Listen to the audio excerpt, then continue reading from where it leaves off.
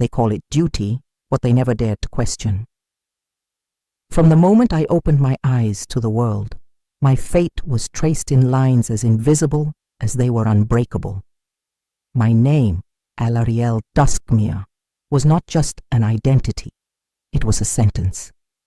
I grew up under the watchful gaze of generations before me, each one placing silent expectations on my shoulders that weighed more than any crown ever could.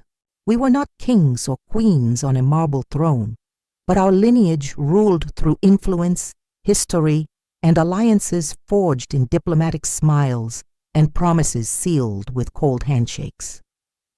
I was the promised daughter, not to promise, but promised, like an ancient coin passed from hand to hand to ensure the continuity of a social empire that few dared to understand and no one challenged. From childhood, I was taught to walk with the grace of one who doesn't step but glides, to speak as an if singing without ever offending, to smile with restraint even when I wanted to scream. Every dress I wore, every jewel that sparkled at my neck, every step on the pristine carpets of historic halls was not for me. It was for the history we were meant to uphold. I grew up among porcelain teacups and calculating gazes, where love was negotiated, friendship was strategy, and freedom.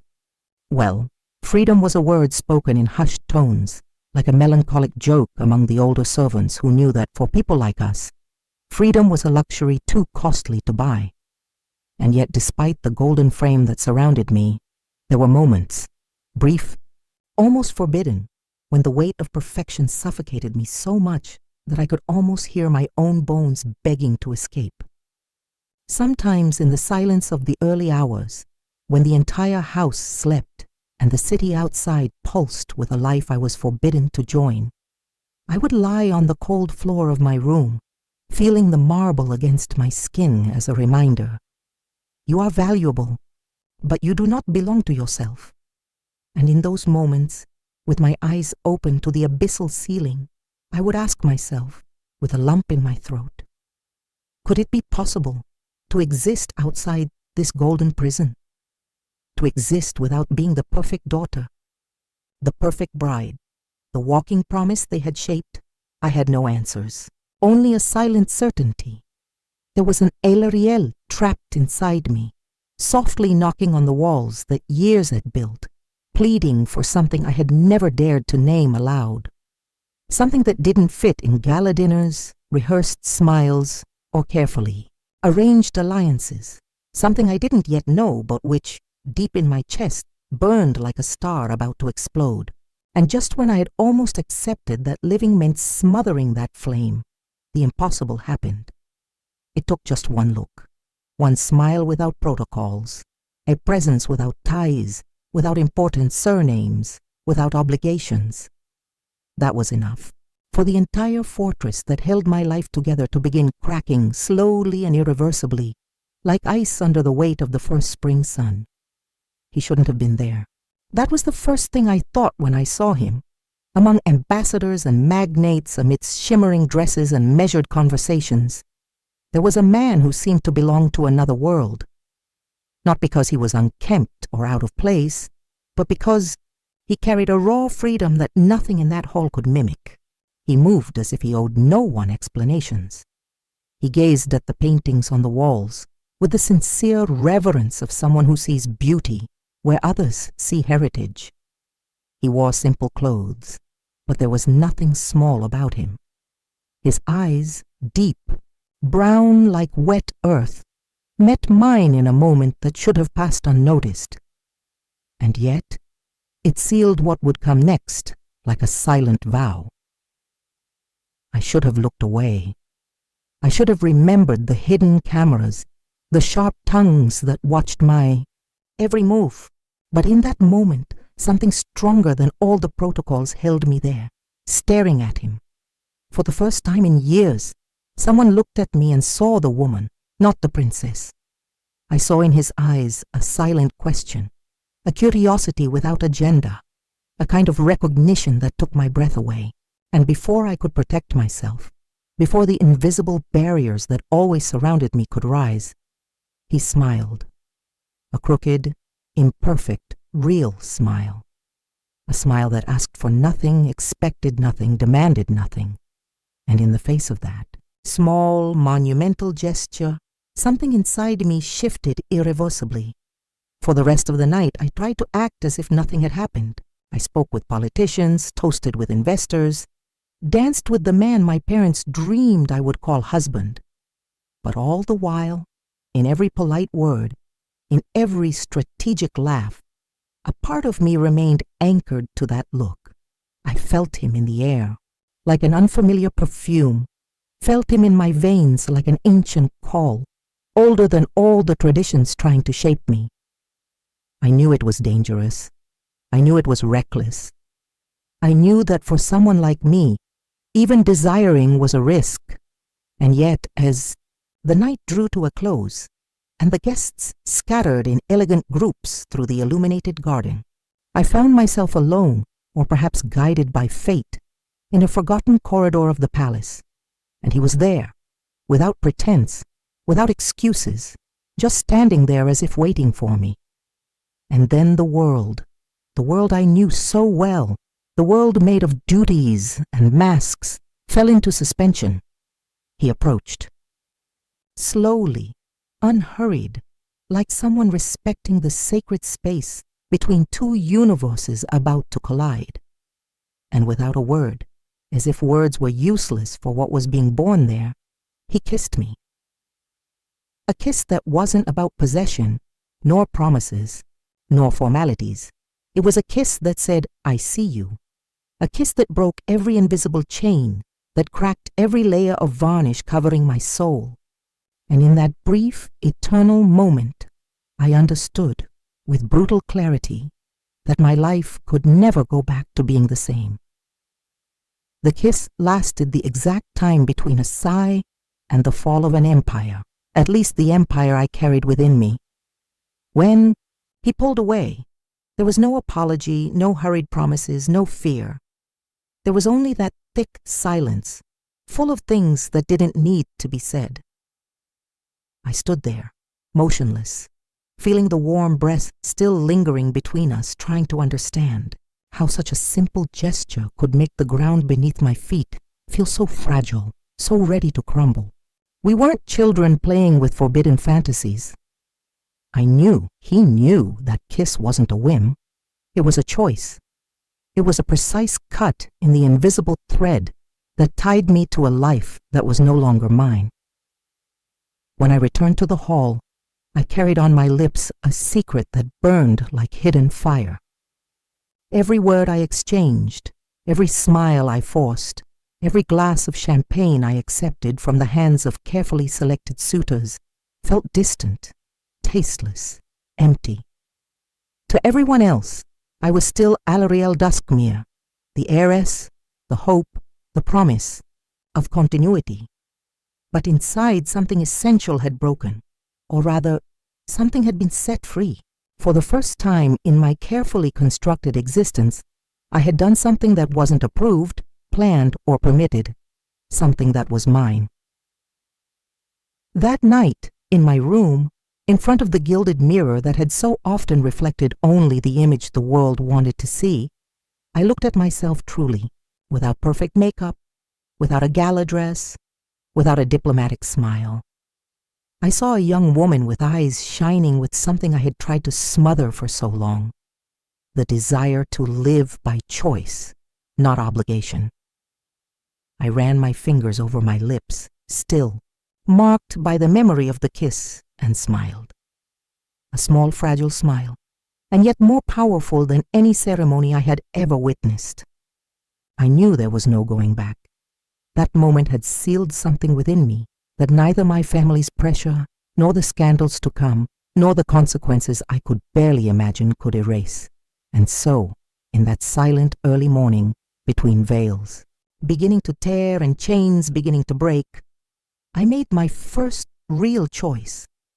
Still without words, still without plans, but with all the certainty of my heart. I would no longer be a prisoner of a fate chosen for me. I would choose, even if the cost was everything, The next morning arrived like a cold blade against my skin. The golden light filtered through the heavy curtains of my room, touching the marble floor, where I had so often walked in search of myself without ever finding her. But that day, I was no longer the same. I woke up different, as if something burned in my chest, something impossible to ignore. I put on the usual clothes, impeccable silk, pearl buttons aligned with precision, but they no longer fit. Not because they were tight or loose, but because the woman now inhabiting that body was no longer made to fit old molds. I descended the stairs like a shadow amidst conversations about political alliances, image strategies, gala parties planned to impress the world. My parents spoke of my arranged engagement as if discussing the purchase of a valuable estate, their voices sweet only on the surface. When they saw me, they smiled, not for me, but for what I represented, the perfect successor. The secure continuity, a living contract to keep the dynasty immaculate. I sat at the table with them, savoring every second of silence, before I was forced to respond to expectations disguised as advice. Your fiancé will be at tonight's event. We expect everything to go as planned, my mother said, absent-mindedly, adjusting the napkin in her lap, as if she were also adjusting the fate she had sewn for me. My father, with a stern yet measuredly kind gaze, merely nodded. Neither of them noticed what had changed. To them, I was still the daughter trained to smile and comply. But inside, the Alarielle they had shaped was already far away, running barefoot through lands where their words held no power. I spent the day in forced rehearsals, dresses chosen to impress, protocols reviewed to avoid embarrassment, veiled promises of future rewards. Every movement of mine was watched, measured, tested, and I let it be. I let them adorn me like a trophy, because I knew the battle I was fighting now was invisible. It wasn't the time for open confrontations, not yet. The real shock would come when they least expected it, when I, the most perfect creation of the Duskmere lineage, made the one choice no one could foresee: to be free. As dusk approached, my heart beat heavily in my chest. I knew the path I would choose that night would change everything. I knew that from that point on, there would be no possible return. Every small gesture, every restrained word, every rehearsed smile I displayed at the party would be a silent goodbye to a world that had never truly been mine, a world I was about to abandon, not out of anger, not out of childish rebellion, but out of love. Love for myself, love for that stolen moment, for that kiss that gave me the courage to finally exist. The party that night was like all the others, and yet, to me, it felt as if everything was coated in an invisible tension, as if the air had thickened and no one noticed but me. The Duskmere mansion, illuminated in gold and silver, shimmered like a mirage, a cold, calculated beauty designed to enchant and subdue. I walked among the guests like a ghost wearing a princess's mask, smiling when expected, tilting my head slightly at the right moments, accepting compliments that praised not who I was, but the symbol I represented. Inside, however, every word and gesture was a thread cut, a bond broken. I no longer belonged to that place. When I saw him, the fiancé chosen for me, with his perfect posture, impeccable words, and passionless eyes, I felt the final stab of certainty. He approached with the discreet arrogance of someone who already feels like an owner, took my hand, and murmured something rehearsed about the future and duty. I smiled because it was expected. I smiled because they didn't know it was already too late, that I, Alarielle Duskmere, no longer belonged to them, that I had let my soul slip away on that night of a forbidden kiss, like a bird refusing to return to its cage, even under promises of eternal comfort. The music filled the hall, elegant and empty, and I found myself swept onto the dance floor. My feet moved automatically, trained since childhood, but my mind raced toward another place, to the freedom calling me from beyond the closed windows, to the muffled laughter that could exist on untitled streets, without obligations, without surveillance. In a moment of carelessness, I glanced away and saw him. There in the distance, half hidden among shadows and marble columns, the artist. My artist, the only true thing in that night of illusions. He shouldn't have been there, and yet he was. Not to steal me, nor to convince me, but simply to remind me that I still had a choice. It was in that moment that I knew every promise, every tradition, every carefully laid plan for me, I would leave behind. And not for a romantic whim, not for teenage rebellion. I would leave for something greater, for the right to feel, for the right to live a life chosen, not imposed. As the dance continued, as everyone smiled, toasted, and admired me as the perfect heiress, I was secretly saying goodbye. Goodbye to the girl who said yes to everything without asking why. To the young woman who mistook obedience for virtue. To the princess who mistook duty for destiny. And when the music changed and the night seemed to hold its breath, I let go of the hand holding mine and walked with firm and slow steps toward what I truly wanted, one step at a time, breaking all the invisible chains that had bound me for years, one step at a time, knowing that with every meter I walked, I was losing an entire world and gaining the chance to finally belong to myself. The hall behind me seemed to crumble in silence as I crossed the long, illuminated gallery where the ancient portraits of my ancestors watched me like silent judges. For a moment, I faltered. I felt the weight of generations hanging on my back, as if every step toward freedom was an unforgivable betrayal. It was so easy, so comfortable, to just turn back, smile, say the right words, marry the right man, live the right life, die respected but invisible. All it would take was to yield, to stop fighting, to give up on myself once again. But there was a force in me, a flame lit on that night of the kiss, now burning fiercely in my chest. I was no longer made only of promises and expectations. I was made of desire, of choices, of a fierce courage that not even centuries of tradition could extinguish. I took a deep breath, like someone diving without knowing if there would be a surface, and kept going. He was there, waiting for me, not with the anxiety of someone who demands, but with the calm of someone who understands. His eyes didn't plead. They didn't pressure. They simply welcomed me, like a silent shelter offered to my weary soul. And it was without a word, without a grandiose gesture that I approached. Our gazes met, and in that moment we sealed everything that needed to be said. Without eternal vows, without guarantees of the future, just the simple, overwhelming truth of two human beings who had finally chosen themselves. He extended his hand. I took it, not as a princess, not as an heiress, but as a woman, as Alarielle.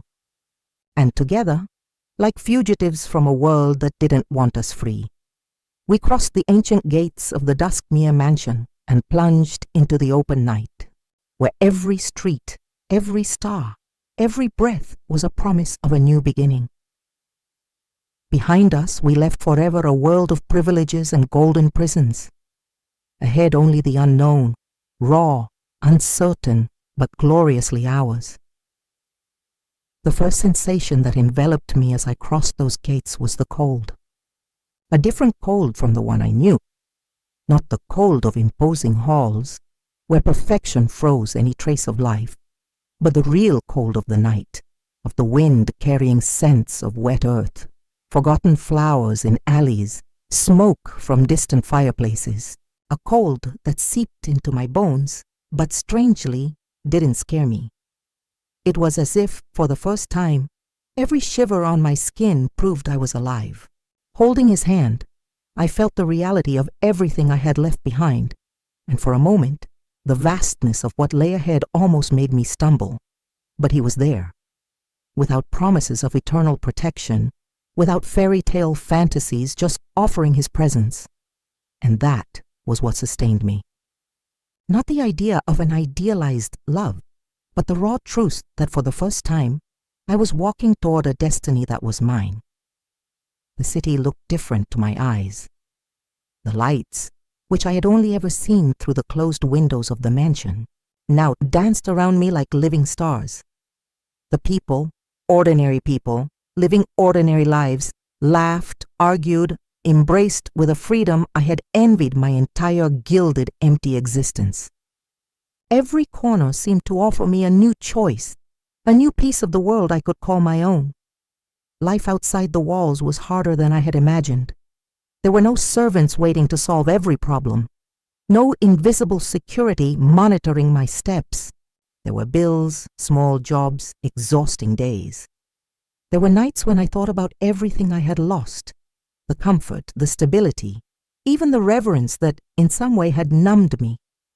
And yet, amidst it all, there was something infinitely more precious, the peace of being myself, even in hardship.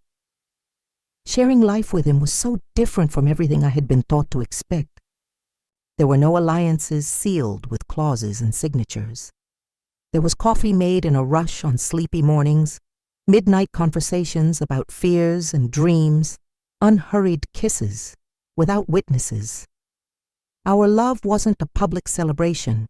It was a silent construction made of small gestures, daily choices, falls, and recoveries.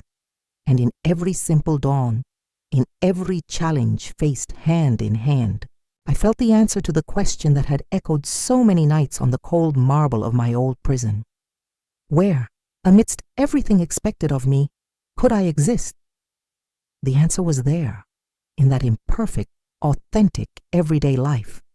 I existed in the freedom that cost everything the world called success, but which, to me, was finally life.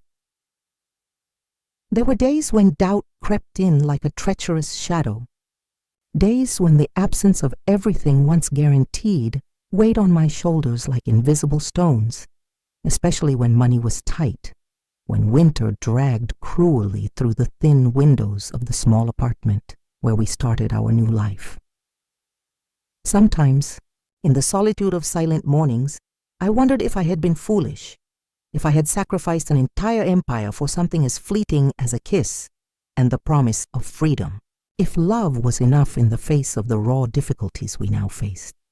But then I would see him, sometimes just washing paint-stained brushes, focused, with an expression so serene it seemed at peace with the world, even when we had so little. Other times he'd hand me a coffee made just the way I liked, or draw my portrait on an old napkin just to make me smile. And in those moments, all the old life I left behind, the parties, the dresses, the toasts, the golden alliances that never meant anything, seemed so small, so empty, so cold. I realized then that even surrounded by luxury, I was poorer than I am now, with empty hands, but a heart full of a richness the world would never understand. Our love, far from the spotlight, blossomed in raw, true soil. It wasn't a love of perfect dreams. It was a love that bled and healed, that argued and reconciled, that learned to be home, to be shelter, to be strength when everything around seemed fragile. He never promised me ease. He never promised me happy endings like the stories I heard as a child, but he gave me something infinitely rarer, a space to be a woman, to be imperfect, to be strong and weak all at once, without needing to hide anything. The news of my escape faded slowly, as everything does that no longer interests a world, hungry for new scandals. The Duskmere family soon found another cause to champion, another strategic union to celebrate, another golden young woman to polish. There was never an apology, not even a letter. But there was no fear in me anymore, either, because there, In that new life we built day by day, I understood a truth no coronation ceremony could teach. True royalty isn't in blood or surnames. It's in the courage to live a chosen life and to sustain it even when the world turns its back. Today, looking out the window of the small studio we now call home, I see the world pass by with a different lens. Not the grandiose, staged world I fled, but the real world, imperfect, disordered, true. Breakfast is simple. The clothes are worn, chosen for comfort, not image. And yet every small detail of this life carries a beauty I never found in gold-lined corridors, because every choice here, every small victory, every silent joy is ours, and it was paid for with something no one can ever take from us, our freedom to be whole. He paints in the next room as he does every afternoon, his hands stained with color, his brow furrowed in concentration. Sometimes he looks up and smiles at me, as if still surprised that I'm here, that we built all this from nothing but courage and love. And I smile back, because I'm surprised too. Not by the hardship, not by the absence of what I left behind, but by the depth of what we found. A love that never needed spotlights to exist. A love that didn't need to be announced at gala parties to be true. I thought giving up everything would be an act of loss, and it was. I lost privileges, I lost false securities, I lost the acceptance of a world that was never truly mine. But in the end, I understood. Giving up everything wasn't my ruin, it was my salvation. It was in that kiss, that single kiss, made of courage and surrender, that I rediscovered not only love, but myself. And for that, if I had to choose again, knowing all the falls, all the tears, all the fears still to come, I would choose again, without hesitation. Because at last, I can look at my life and say, with my soul at peace, it's mine. Every piece of it is my choice. Every beat of this heart is free. And that freedom, that life pulsing without bars, without masks, without chains, is worth more than any throne the world could offer. Years later, few still remembered the princess who had traded an empire for a kiss. To society, she had become just a whisper, a footnote in old books about lineages and traditions. But to those who crossed her path, she was something far greater. Alarielle Duskmere became a silent symbol of a courage few dare to have, the courage to choose herself. She lived far from golden halls, from forced applause, from expectations that kill slowly. She lived surrounded by simplicity, by imperfections, by true love. And above all, she lived as she wanted, free, whole, with her soul intact, the only crown that in the end truly matters.